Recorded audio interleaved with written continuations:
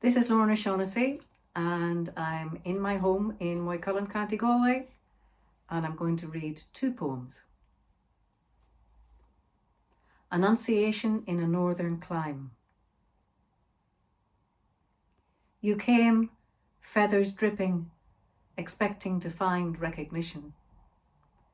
It might have helped if it hadn't been raining, if you had appeared in the doorway in a halo of morning light. Instead, your wings dragged sad mud trails on the tiles. I could tell you weren't used to the rain by the way your shoulders strained to take the weight of waterlogged wings, and I wanted to say, I'll get a towel, but your face was closed and intent. When you spoke, I realized you were burdened not just by the weather, but by the weight of your task, and I found an indulgent smile on my lips, like a mother watching her son at his bar mitzvah.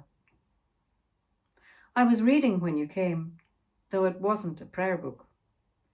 Botany had become an obsession since I felt the first bulb split, the extension of the first green shoot, the white spear of snowdrop inside me. That was January.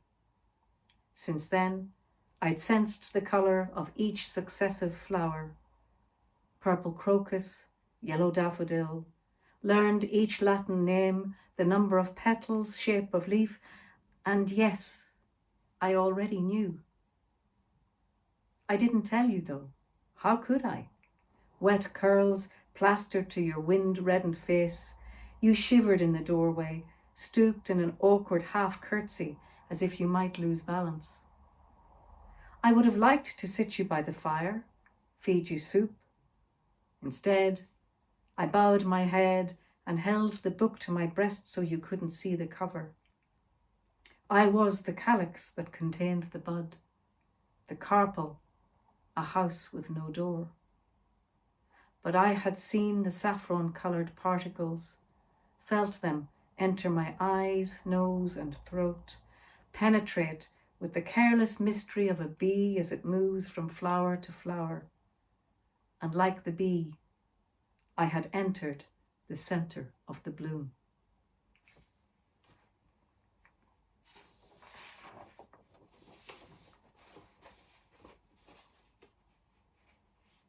Intensive care. Surfacing from days of pain, she lit up at the apparition of our faces as though she were entering paradise. In that moment of recognition, we discovered our hunger to be so seen was unsated after all these years. She had emerged from a long tunnel into a road canopied by chestnut trees, and we, flower-burdened boughs, bowed above her bed. For days, she spoke only of love, her eyes ecstatic as a saint's, and I learned I had been wrong about so many things. I had mistaken words for all that lay beneath, administered them to others like a host, as if placing them in another's mouth could nourish. Pain, love, the only sacraments we know.